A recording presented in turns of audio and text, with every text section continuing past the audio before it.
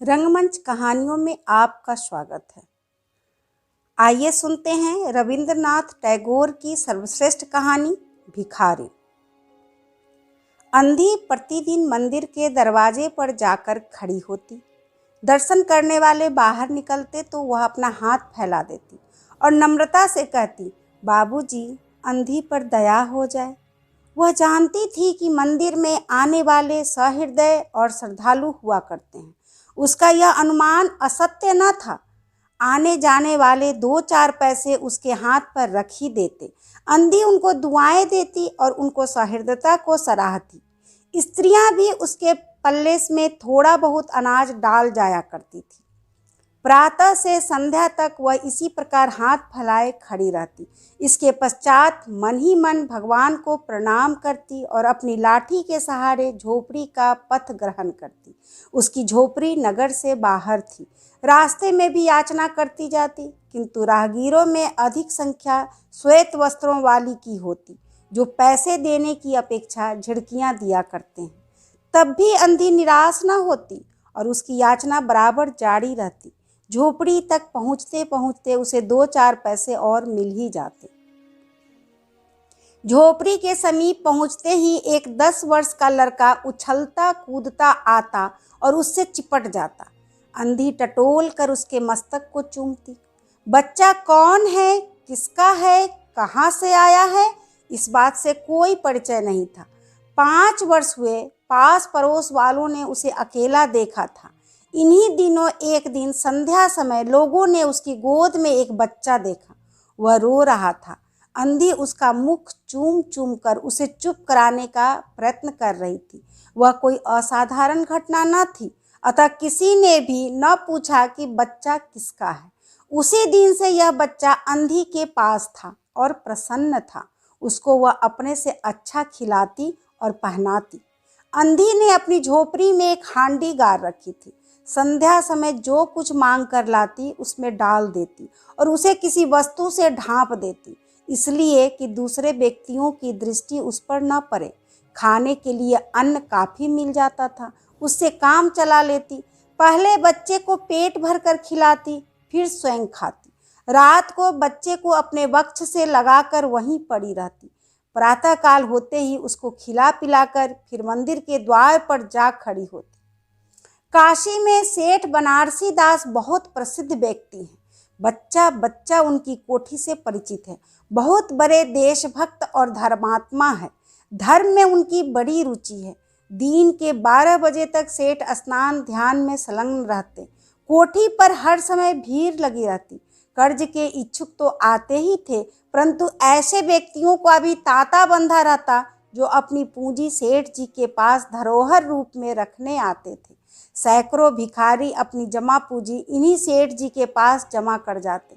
अंधी को भी यह बात ज्ञात थी, किंतु पता नहीं अब तक वह अपनी कमाई यहाँ जमा कराने में क्यों हिचकिचाती रही। उसके पास काफ़ी रुपये हो गए थे।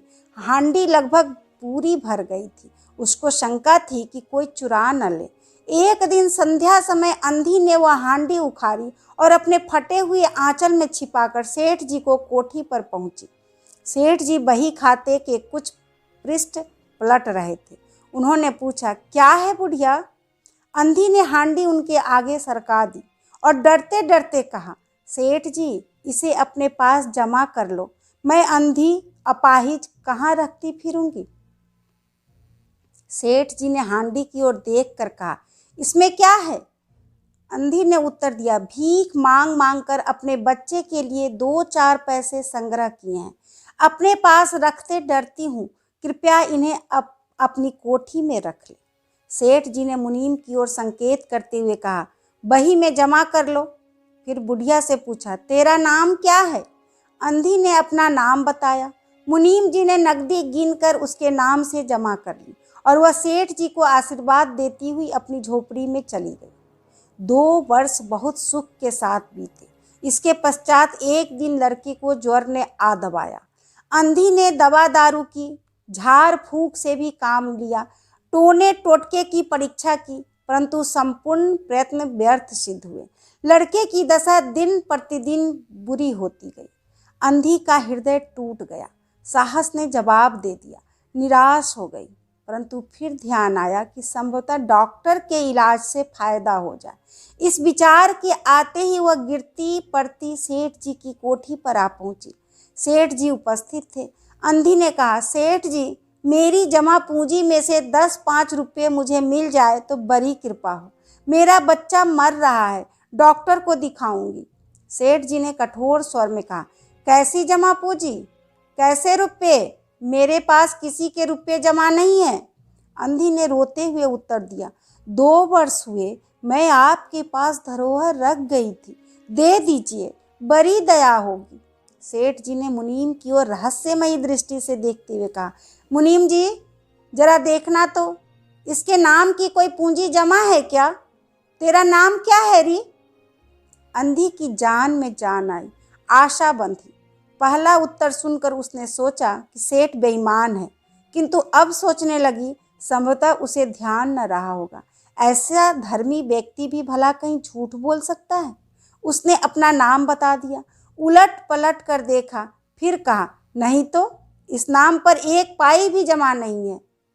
अंधी वहीं जमी बैठी रही। उसने रो रो कर कहा, सेठ जी, परमात्मा के नाम पर, धर्म के नाम पर कुछ दे दीजिए, मेरा बच्चा जी जाएगा, मैं जीवन भर आपके गुण गाऊंगी। परंतु पत्थर में जोंक न लगी। सेठ जी ने क्रुद्ध होकर उत्तर दिया, जाती है या नौकर को बुलाऊं?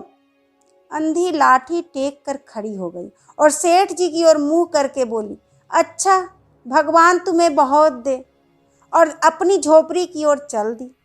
यह आशीष न था कि बल्कि एक दुखी का शाप था। बच्चे की दशा बिगड़ती गई, दवा दारू हुई ही नहीं, फायदा क्यों कर होता। एक दिन उसकी अवस्था चिंताजनक हो गई, प्राणों के लाले पर गए। उसके जीवन से अंधी भी निराश हो गई। सेठ जी पर रह रह कर उसे क्रोध आता था। इतना धनी व्यक्ति है, 2-4 रुपये दे देता तो क्या चला जाता, और फिर मैं उससे कुछ दान नहीं मांग रही थी, अपने ही रुपये मांगने गई थी। सेठ जी से घृणा हो गई। बैठे बैठे उसको कुछ ध्यान आया। उसने बच्चे को अपनी गोद में उठा लिया और ठोकरे खाती गिरती पड़ती सेठ जी के पास पहुंची और उनके द्वार पर धरना देकर बैठ गई। बच्चा का शरीर ज्वर से भभक रहा था और अंधी का कलेजा भी। एक नौकर किसी काम से बाहर आया। अंधी को बैठा देखकर उसने सेठ जी को सूचना दी। सेठ जी ने आज्ञा दी कि उसे भगा दो। नौकर ने अंधी से चले जाने को कहा, किंतु वह उस स्थान से न हिली। मारने का भय दिखाया, पर वह टस से मस न हुई। उसने फिर अंदर जाकर कहा कि वह नहीं टलती। सेठ जी स्वयं बाहर पधारे, देखते ही पहचान गए। बच्चे को देखकर उन्हें बहुत आश्चर्य हुआ कि उसकी शक्ल सूरत उसके मोहन से बहुत मिलती जुलती है। 7 वर्ष हुए तब मोहन किसी मेले में खो गया था। उसकी बहुत खोज की, पर उसका कोई पता न मिला। उन्हें स्मरण हो आया कि मोहन की जांघ पर एक लाल रंग का चिन्ह था। इस विचार के आते ही उन्होंने अंधी की गोद के बच्चे की जांघ देखी। चिन्ह अवश्य था, परंतु पहले से कुछ बड़ा। उनको विश्वास हो गया कि बच्चा उन्हीं का है, परंतु तुरंत उसको छीन कर अपने कलेजे से चिपटा लिया। शरीर ज्वर से तप रहा था। नौकर को डॉक्टर लाने के लिए भेजा और स्वयं मकान के अंदर चल दिए। अंधी खड़ी हो गई और चिल्लाने लगी, मेरे बच्चे को ना ले जाओ, मेरे रुपये तो हजम कर गए, अब क्या मेरा बच्चा भी मुझसे छीनोगे? सेठ जी बहुत चिंतित हुए और कहा, बच्चा मेरा है, यही एक बच्चा है, 7 वर्ष पूर्व कहीं खो गया था, अब मिला है, सो इसे कहीं नहीं जाने दूंगा और लाख यत्न करके भी इसके प्राण बचाऊंगा। अंधी ने एक जोर का ठहाका लगाया, तुम्हारा बच्चा है, इसलिए लाख यत्न करके भी उसे बचाओगे? मेरा बच्चा होता तो उसे मर जाने देते, क्यों? यह भी कोई न्याय है?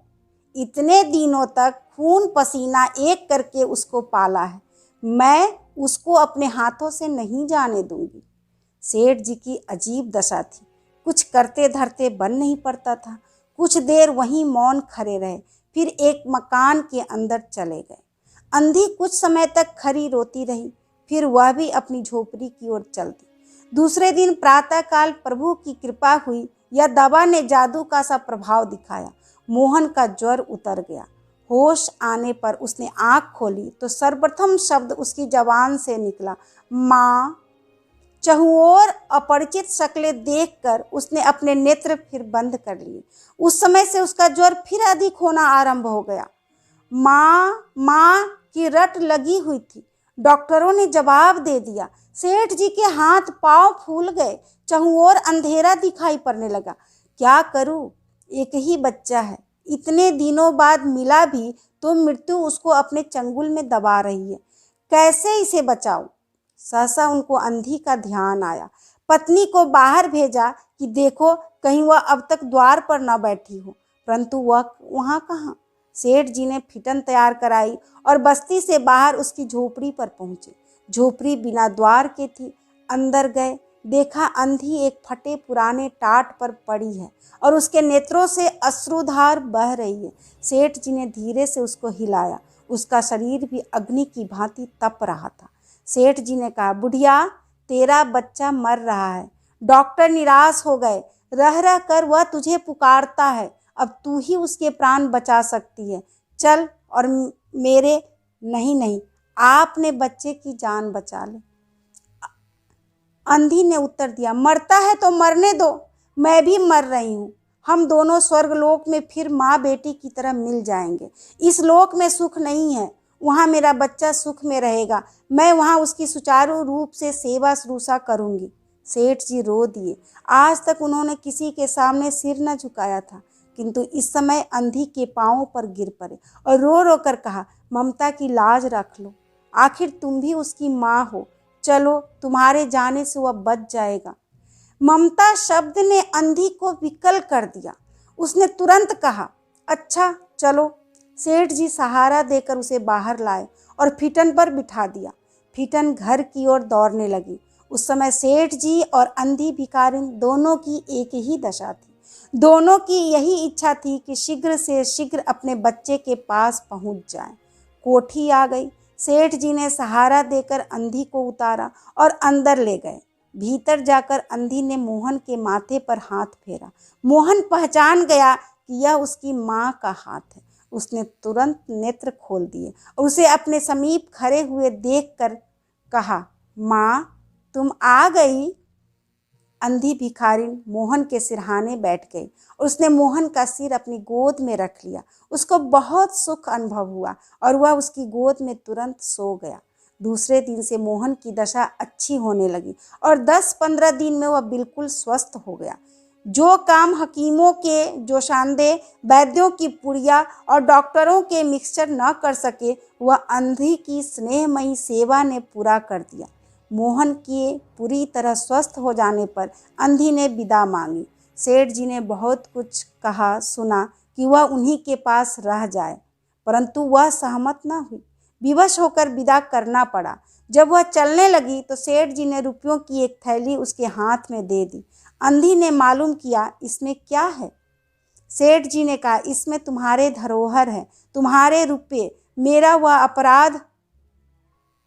अंधी ने बात काट कर कहा, यह रुपये तो मैंने तुम्हारे मोहन के लिए संग्रह किए थे, उसी को दे देना। अंधी ने थैली वहीं छोड़ दी और लाठी टेकती हुई चल दी। बाहर निकलकर फिर उसने उस घर की ओर नेत्र उठाए। उसके नेत्रों से अश्रु बह रहे थे, किंतु वह एक भिखारिन होते हुए भी सेठ से महान थी। इस समय सेठ याचक था और वह दाता थी।